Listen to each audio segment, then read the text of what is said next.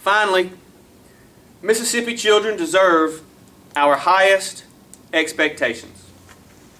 Mississippi children deserve education standards developed by teachers and parents.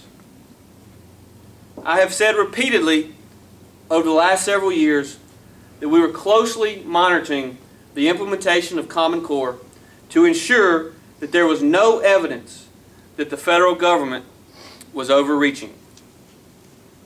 Well, recently, when the state of Oklahoma decided to set their own education standards, the U.S. Department of Education pulled Oklahoma's flexibility waiver under the No Child Left Behind Act.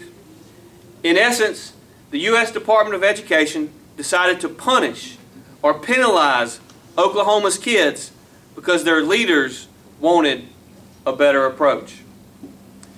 This has convinced me that what started as a state-led initiative has been hijacked by the Obama administration.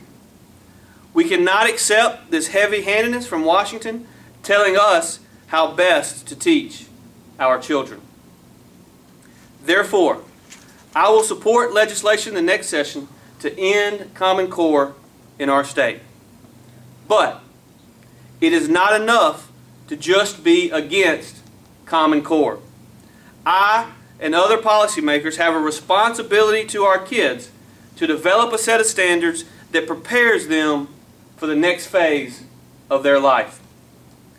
That is why, working with the governor and the speaker, I will propose a task force, not unlike what we did with our criminal justice reforms, that will include parents, teachers, administrators, and subject matter experts to create a set of standards for Mississippi children to learn.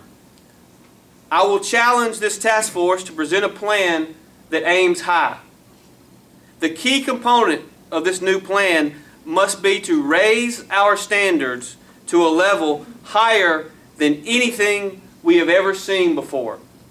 Mississippi children deserve nothing less.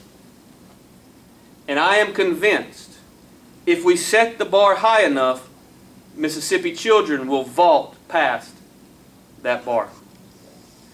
With higher standards, Mississippi needs tests that measure how children have learned to think, not simply rote memorization.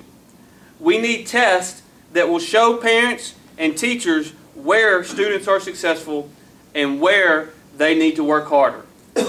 We need tests that protect student data and are the most cost-effective for taxpayers.